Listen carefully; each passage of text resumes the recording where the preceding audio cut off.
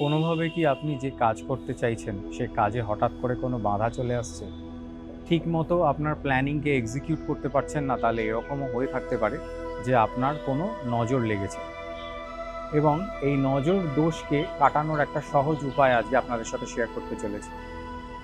একটি পাতি লেবু কিনে নেবেন হলুদ রঙের, যার মধ্যে কোনো দাগ ইত্যাদি কিছু থাকবে না, মানে পুরো পরিষ্কার একটা হলুদ রঙের লেবু কিনে নেবেন। এবং শনিবার দিন সন্ধেবেলা সূর্যাস্তের 2 ঘন্টা পর মাথার বাঁ দিক থেকে সেই লেবুটিকে 7 বার ঘোরাবেন অ্যান্টি ক্লকওয়াইজ, এবং তারপরে যে কোনো আগুনে এই পাতিলেবুটিকে জ্বালিয়ে দেবেন। জ্বলতে জ্বলতে যদি এই পাতিলেবুটি বাস্ট করে, ফাটে, এবং ফাটার শব্দ আপনারা শুনতে পান, তাহলে বুঝবেন যে এই নজরদোষ আপনাদের কেটে গেছে। আর যদি না ফাটে তাহলে লিক করবে। লিক করলে প্রত্যেক শনিবার যতদিন না এই লেবুটা ফাটছে ততদিন এই রেমেডিটাকে রিপিট করবেন। Thanks for watching. I am astrologer Sujanya. Don't forget to like and subscribe.